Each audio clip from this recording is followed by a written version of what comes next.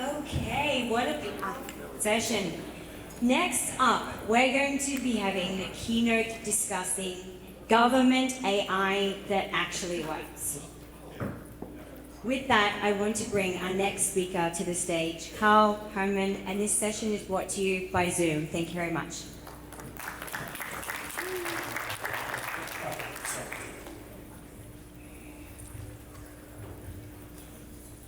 Hey, good to see you.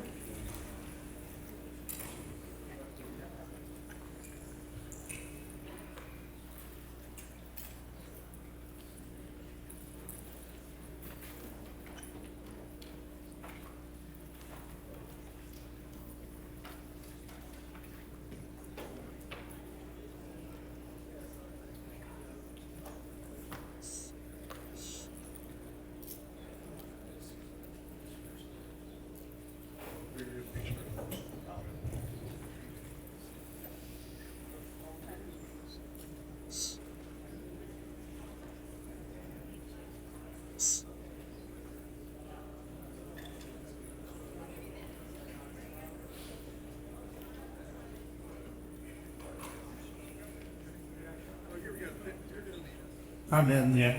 There's the presentation up.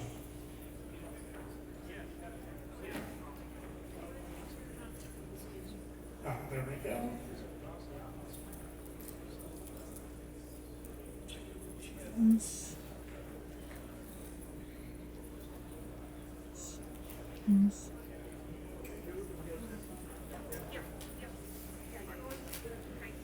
All right, good morning. How's everybody doing today?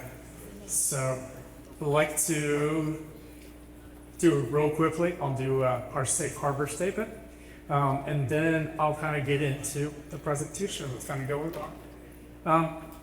I'm Karl with Zoom, and this is our safe harbor statement. I got to say some of the things that I'll talk about today as well before taking, and what we've got kind of going on and everything that. Anything that I say that things could change are subject to change for that as well. So let me actually kick this off real quick. Super automatically down Steve. All right. So you're greenish.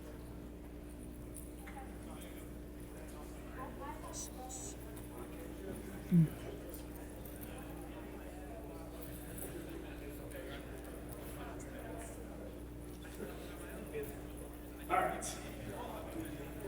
I was going to show a quick little clip, but it doesn't seem to be working with the internet. So, okay, we're going to move on. So let me go ahead and start. So I'm Karl Hermann. I'm the Solution Engineering Manager with Zoom. That clip is going to be my AI avatar. Zoom has built AI avatar, so I was going to let you do an introduction of myself and why I was demonstrating AI avatar. But unfortunately, internet's not working for me to be able to do that, so I'm going to introduce myself. So, I'm Karl Hermann. I'm the Solution Engineering Manager at Zoom. I manage federal and health and welfare business. I have over 20 years of experience of doing innovation for collaboration across federal, state, and local education and healthcare. I've been at Zoom for over 7 years now. I helped get our product FedRAMP authorized, a job authorization. I've also taken it through IL4 with a PA with DISA and an IL4 DoD IL4 offering with the Air Force. And we're working on other things for that as well. I've got a master's from Ohio University, and I've got a undergrad from Appalachian State University. Really enjoyed working with government and public sector on helping out and solving types of problems that kind of go on. Love for the AI to be able to actually share that, but that was what that flip was going to be. It was going to be an AI introduction and everything. So let's kind of kick it off. So in some recent data found around business adoption around AI, first it's important to look at how typically workers today spend their time. At the beginning of this year, we saw 60% of people's times was spent on work about work. So it's not necessarily skill work. It's meaning they're spending 40% of their focus on business career or critical tasks. Next is we see that employees are feeling disengaged at work and less connected to the company's mission. If you're spending 60% of your time on these types of tasks, what could that be a case? So how do we solve for that? Well, generative AI has shown us that it helps on how quickly organizations are adopting an AI strategy. According to GAO, 20 of 23 federal agencies have reported that over 12,000 current and planned AI use cases. So for many of these reasons, we have built the generative AI assistant that is secure, reliable, and comes with no additional cost based upon your paid license will soon.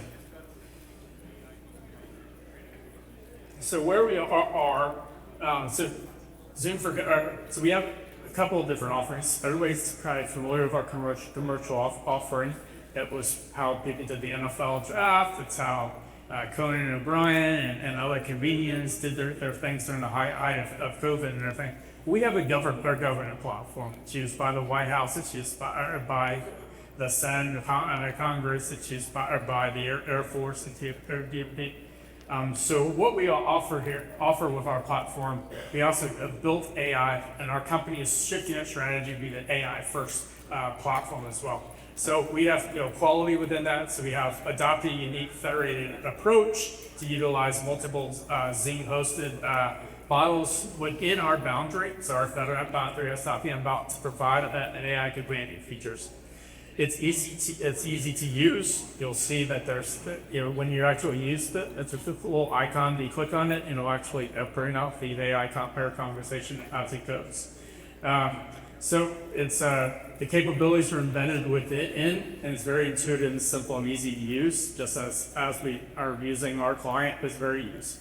I mentioned earlier, there's no extra cost. So AI Companion is built into your licensing.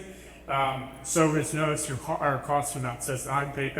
It is not an additional paid service. Your users, if you're using Zoom and Zoom for our government, is available to you, and it's responsible. So Zoom does not use any customer audio, video, chat, screen sharing, attachments, or any other communications to train our models for that. So I also like to talk about and take a step back on what is the Zoom for government platform. So this eye chart, if you would, is a combination of our commercial and our government offering. So it shows you all the different features that we've had within the Zoom for government platform. So, like I said, people will understand that we have a meetings platform. But additionally to that, how many people knew that we have a phone offering in the Value 901 eligible for carriers? Simply for carriers law gets you right into that. So we have a phone offering in our platform as well. We can have, if people are familiar with conference rooms, we have conference room solutions as well. AI is built into our phone offering, built into our conference room solution as well. Then we also have an events portfolio, so we could do as a town hall type thing. There's a webinar, one to many. We can also do it in an event for that as well. And then we also have a contact center offering. We built AI as a contact center offering as well. So there's a lot to the Zoom platform. It's just more than just meetings. So let's kick it off and look at some of the recent data around business adoption of AI. First, it's important to look at today's workers, or how they're spending time. At the beginning of the year, so we saw about 60% of the time spent on doing repetitive tasks. And then we saw people that were disengaged, about 72% of that. These are some of the similar statistics that I was talking about earlier. So for many of these reasons, we built a generative AI tool. And here's where we're going with that generative AI tool. So let's dive in and see exactly how AI Companion makes your meetings more productive. So we offer a couple of different things what we do it. So we also meetings summary. So one of the superpowers of this is the ability to summarize content for you. AI Companions, your current set of capabilities, your full advantage of capabilities. They're frictionless and easy to understand. It's happy to show. So first part feature that we've offered is meeting questions. So it helps you catch up on meetings. It's like you missed the meeting, you came late to a meeting. You can ask questions of that meeting. It will search the transcript and everything, provide you catch up. You can also ask the meeting questions. Hey, was Karl or Howard or somebody was mentioned at it? And if there's any sort of tasks that come up, so there's no need to waste time. It's like, hey, you can ask the meeting questions that kind of catch up. Other part where we have within that is meeting summary. So it offers a short, easy customizable summary of what happens in the meeting without having to record the call. It's distributed by email and chat, so you can easily email out the email summary and review about. And finally, those cases we can dive into, eventually put into smart recordings and be able to consume an actual recording and watch a recording on a recording faster as well. Then we also have a phone call summary, so you can generate a summary action items of your phone call as your phone calls come in, so you don't have to take notes or any sort of call summary if you want to detect prior and related to the smartphones. So in meetings, users can watch recordings faster through highlights and smart chapters. They can review summaries and next steps and catch up on what they missed. They can very quickly look at a meeting without disrupting the flow of the meeting by asking questions and what was missed via the AI and check side mail. Hosts can also automatically receive the meeting summaries and share that within team chat and email to attendees or others who were unable to attend. So we'll dive into a little bit. So this is meetings, so AI for meeting summary. So this saves time on administrative tasks. It automatically generates the meeting summaries, action items, key decisions, reduces the need for manual note-taking and post-meeting documentation. It enhances accountability to ensure the transparency follow through by capturing to those who said and what did they said, the agreed action items, and what deliverables are also due. So you never miss important content. It's easy to catch up on what you missed within meetings. It's very searchable within that. Transcripts and recordings, keeping the teams aligned cross-functionally across departments and different kinds of us. Prepare. Efficiency is coming up for meetings. Review concise meeting summaries. Understand key points the prior hard meetings, and quickly get context and stay informed within those meetings. It's all driving data-driven decisions for your organization. So this is a little bit about the meeting questions and everything. So recently, I see city councils and county councils leverage AI Companion for questions. So I don't claim to be a meteorologist, but I do know this year's year in climate is a little bit calmer with forest hurricanes compared to last year. And one example is last year I saw one county in Carolinas held multiple meetings that was emergency response and budgeting and funding around warrior officials. I used AI Companion to do targeted questions to both enhance the preparation and follow-up procedures and meeting efficiency domains. So they used the questions and the summaries to be able to meeting their preparation with follow-up. So they generated agenda-specific questions, but before the meetings to help the council prepare. We also created post-meeting summaries that highlighted key decisions, action items, and even voting on results for that. I didn't share those out with the constituents. They used it for budget analysts and financial planning, and so they were able to ask questions around the budget allocation. So this county, got pretty hard hit by the hurricane, kind of came through. So they were getting FEMA funds and everything. So they were talking about that in their county council meeting, how much funds they were getting, and where they were trying to share the funds throughout the county. They were trying to replace roads, they were trying to replace bridges, and other things like that. So they were able to ask questions about that. They were able to create an analysis for what the budgets are going to be doing for law enforcement, fire department, and emergency services. What we've also been able to do is the emergency response and disaster management.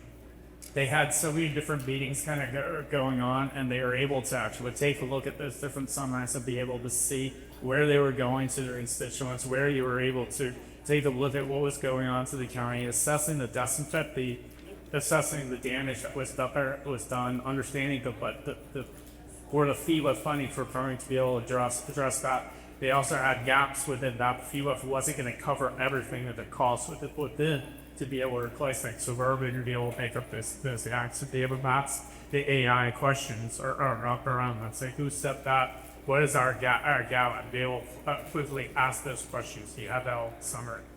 And then so you're also able to use this for a couple other things. So for department resources assessment, they're able to assess the resources that they have available.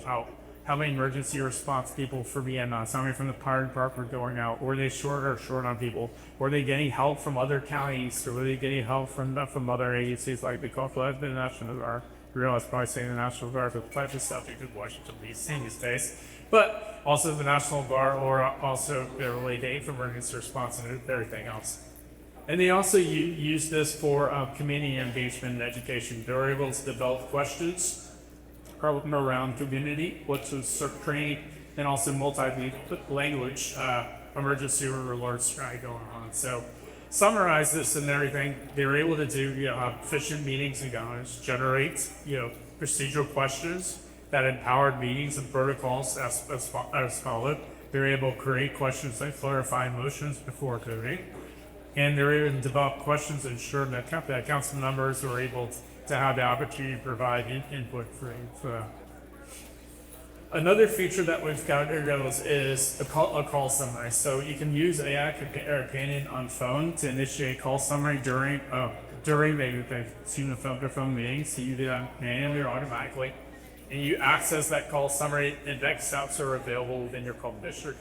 So you're actually able to get a summarization of your call that you have, whether you're talking to a constituent and wanting to record that for that phone to a constituent, whether you're actually talking to personal finance and your financial advisor, or on Apple, whether you're actually talking for other types of things, you can actually summarize that call and everything. You can easily be able to see action steps, what's the steps that Karl needs to take, what's the steps that somebody else needs to take between the call. Directly what we see from some of our government customers is this is directly coming from a deputy CIO, but within a large 600 person agency, and that design I see in the next 2 to 5 years, we believe, for AI companion to actually produce deliverable and outcomes from discussions on our meetings. Generate documents, generating slides, and actually providing that to the next meeting host or attendees as a deliverable for outcome of meetings. And so with that conversation, our commercial environment has a lot of different connections into it. We've got the ability with agentic AI to be able to do tasks, to be able to create meeting appointments for people. Agentic AI, with that too, we can also connect our Zoom platform into third parties. So if you're in the meeting, in an engineering meeting you're talking about, you need to create a support team that we can connect it to third parties like ServiceNow to be able to create tickets from that. That's what the power of what we're kind of dealing with AI. We can also, in our commercial environment, can't do it in our government environment, we can also bring in AI companion into your Teams and Microsoft Teams and Google meetings to be able to actually get meeting summary for that. I use that quite a bit, and I'm actually with this stuff. All my meetings with this are on Teams, and I'm able to actually get a meeting summary from that as well. But what was going on with this agency? It's we've demonstrated and proven that there's a secure path to adoption. They're looking at this for over 600 people throughout the agency. So the agency's AI companion initiative shows that from a federal agency, it's safe to deploy within like a component that compliant environments such as for government. By exploring a federated model, we've limited transcript retention with an opt-in controls that the agency can set precedent for balancing and innovating strict government policy requirements and privacy requirements for what they have. And the approach is also a replicable framework as other agencies as you met with the FedRAMP and IL4 standards while leveraging AL capabilities. This also validates AI operation values when it comes to government workflows. The first pilots added enhanced productivity by accurately capturing reading takeaways, next steps in summaries, reduced administrative burden, and improved collaboration. We also had positive feedback from the agency's steering committees of leadership that demonstrated measurable ROI and user satisfaction. Other agencies can use this as evidence that AI can deliver tangible and efficient gains without compromising mission integrity. It also highlights scalability of phased model approach. The agency is doing a structured rollout with small pilot with early champions, including the CIO, deputy CIO. For that, it illustrates the best practice for using and scaling AI models responsible, and thus phase approach of hog agencies to validate outcomes, refine accuracy, including speaker attribution and task assignment. They also build a level of trust with them as well. It also has encouraged cross-agency collaboration and sharing knowledge. They've worked across different segments within their agency to be able to create a repeatable playbook that works out throughout the different groups within the agency to be able to adapt. It's also intuitive alignments for broader federal modernization goals, showing how AI can support their mission, delivery, their workforce optimization, and interagency communications for ways.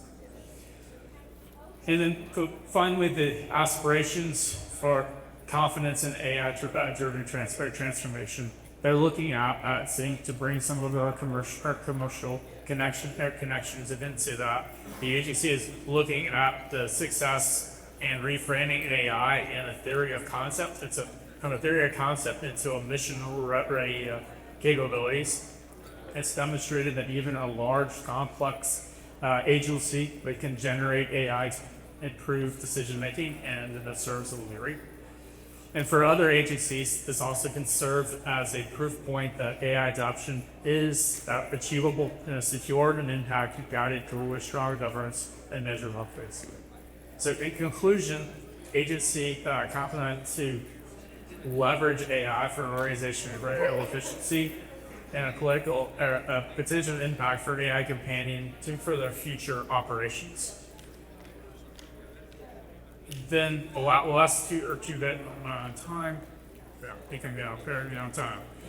So the last little bit is talking about picking the controls. So we have administrative controls for that. So by default, the AI companion is turned off. So as administrator, you turn on AI companion. So you as administrator or owner choose who has access to that. So it's not turned on for everybody. So meeting service, people are always concerned about data retention. So the transcripts used for the summary, and they're only retained temporarily, like out in the summary information for a limited time.